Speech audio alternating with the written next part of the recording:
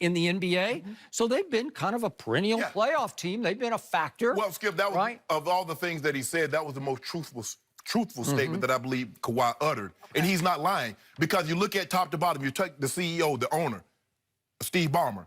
Skip, if he can run Microsoft, he can damn sure run the Clippers. Okay. Jerry West, Bob the Builder. He built the Lakers. Keep going. He built keep Memphis. going. He keep helped going. build Golden keep State. going. And then you got championship keep coaches. going. Keep going. I know. That's what I felt like. Yes. That's why Bill Plaschke wrote yesterday, Lob City always felt hokey, and that was the Chris Paul, Blake Griffin. Right. It was always like, we're trying hard, we're trying to be the Lakers, but we can't be because we're not built right. And Plaschke finally comes to this conclusion. This feels real. This feels like it could have some traction. This feels like a city is going to start paying closer attention to the Los Angeles Clippers. Yeah, but Skip, the thing is about Chris Paul and Blake Griffin, yeah, they were talented players, but Kawhi Leonard is a two-time Finals MVP. Okay. Paul George is a legit player. So now you have elite-level players, and you get Doc, and Doc now he has something to work. Not to say that he didn't. I saw a stat, I think it was on SportsCenter, where last year, I didn't even know this, in points per touch, number 2 was number 1 in the league, and Paul George, wait a second, I think it's the other way around. Paul George was number 1, and number 2 was number 2 in points per touch. Well, that means you got 2 top fivers, right? And you went boom, boom, and it's been years since any NBA team was able to go boom, boom, and get 2 of the top 5, right? 2 guys that average over 25 points, change teams in the offseason. Okay, it hasn't happened. It's why Doc was using the word yesterday. This feels like a movement to me. A movement? Yeah. Wow. Okay. Circle that. But something's happening here. But you know what time it is. 3-2-3 will always trump the 2-1-3. But what did Doc do? Yeah, he rearranged the jersey order to 2 and 1-3. 2-1-3 is the original early downtown LA area code. When I worked here in the 1970s, it was the only area code. It was 2-1-3. Number 2 and number 1-3. Aha! Maybe they're on to something. Good, that was Skip. But Skip, you know that. But give me this: the reason why both guys don't want to take responsibility is because they saw the fallout that happened with LeBron James. This is what we know. Okay, LeBron James, he made the decision, so everybody knows we're not making a decision. We might tweet it on IG or put it on Twitter, but we're not going to have a sit down and says, moving forward, I will be taking my services to such and such. Okay. We're not going to do that. Okay, LeBron took a ding here. No, we got to stay away from that. Oh, he took a ding over there. Because what we're seeing is that when you get power, people automatically assume you're just, what's the, Marionette? Yeah, Pinocchio. What was his handler? Puppeteer? No, what was his handler name? Geppetto. Yeah. They think you're Geppetto. You're pulling the strings, Skip Bayless. Kawhi doesn't want that. You said it, that Skip. Now, everybody was saying it was Uncle Dennis. Lo and behold, he moving Uncle Dennis. Paul George gonna sit there and say, I'm trying to figure out, Skip. Now, you know this. We heard nothing about Paul George being on the market until he had that old secret meeting in Westlake at a hotel that the Lakers went to visit Kawhi. And then all of a sudden, Sam Preston, granted, Sam was like, maybe you're right, Skip. Maybe they were thinking about this. But Paul George wasn't available until he made himself available, saying, Sam, I want out. And then Sam was like, thank you. Because that's why they're calling around. They're calling around to see who they compare. I'm not thinking you compare a guy that got 3 years left on his deal. I'm with you. Shannon, LeBron just got out LeBron'd by number 2, or Uncle Dennis, or both. You got out LeBron. That's what I'm saying. Just own it. That's what I'm just saying. I got no, Skip, I'm happy. I got no problem with what Paul did or what Kawhi did, but I just need you to own that. Don't hide. Okay, but I didn't feel that they were hiding yesterday because Paul George said, I think the Lakers are the Lakers. We've got our own identity. We're chasing something else. We're not looking at the Battle of L.A. We got bigger things in mind, bigger goals to accomplish. Is that not the perfect thing to say yesterday? It is the perfect thing to say. So, in other words, do you believe Kawhi Leonard had anything to do with Paul George being at the Clippers? Sure. But he said he wasn't an architect. So is that a lie or isn't it? Okay, I'll buy that. Yeah. And what? One lie uttered is enough to cast doubt in all subsequent statements.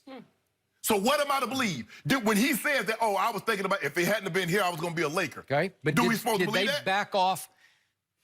Did they shy away from a championship goal? No. All that number 2 said yesterday was, I came here because I wanted to make history.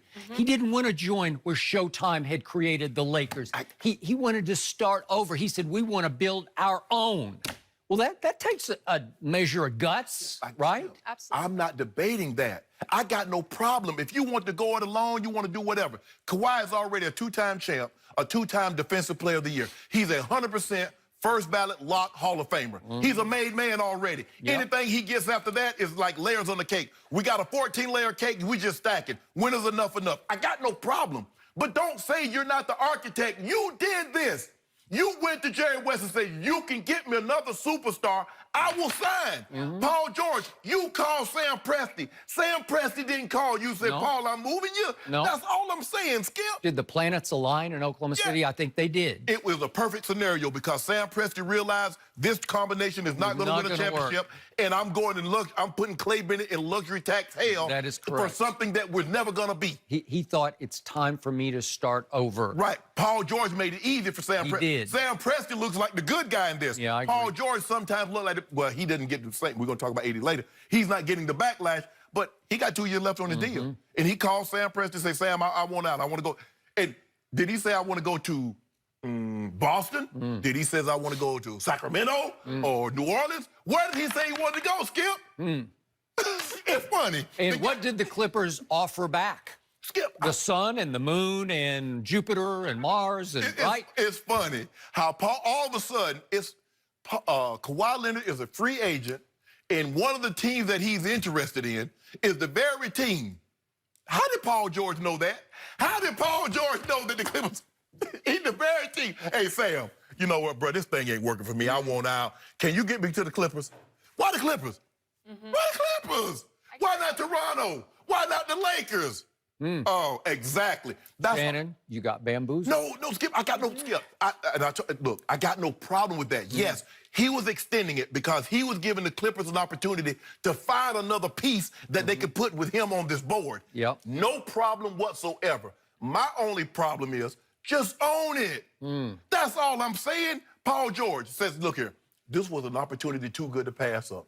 To play alongside a guy that's only a year difference, a two-way player like myself, an elite player, a championship caliber player, Skip, this was an opportunity I just had to take. And when I talked to Kawhi, and Kawhi said, bro, we can do this. I'm all for it. Kawhi, bro, I got the power. I just took down the defending champs 2 times. Yep. So I'm all powerful. He was growing on that.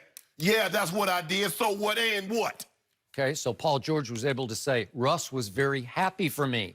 Well, he was once Russ figured out he gets to go to James, then he's happy, right? He wasn't happy that you left him all alone there. For a minute, he wasn't happy until he figured out about a day later, wasn't it? A couple of days later, I can go. Because think about how excited he was that you were staying. He threw you a big celebration.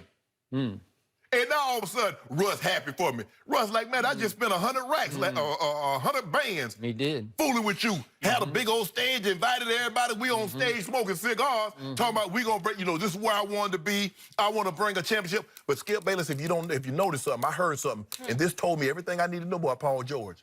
Now, when he was already in Indiana, and with the 15th pick was Kawhi Leonard. He said, what are y'all doing? I was worried. That's why he wouldn't go play with LeBron James. He don't want that pressure.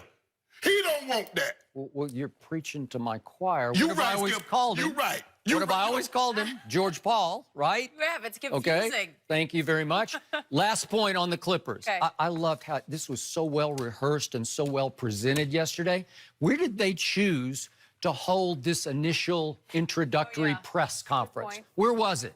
It was at the Green Meadows Recreation Center in South Central Los Angeles. They went to the people.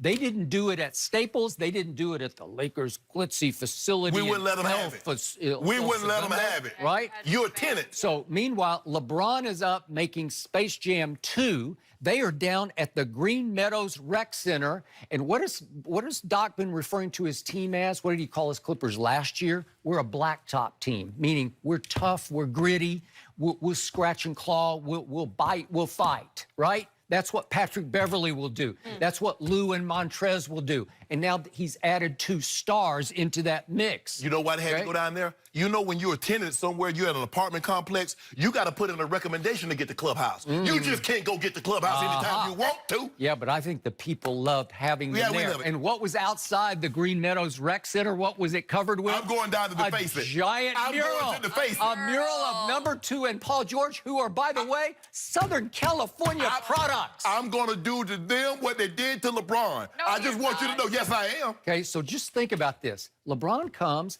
and his murals immediately get defaced. I will get you. Guess so what? now there's a South Central mural of number 2 and Paul George, and I will bet you, unless you deface it, nobody else will. I'm gonna put 23 on 2. Are you? Yeah. Watching your every move. And I'm gonna put a minus in front of 13. Are you? That's a good PR move, though. The location. Was it? That's a good point. Beautiful. We ain't in the PR. Beautiful. We ain't gonna win them titles. Okay. We gonna get them titles. I don't That's know. what we gonna. I know.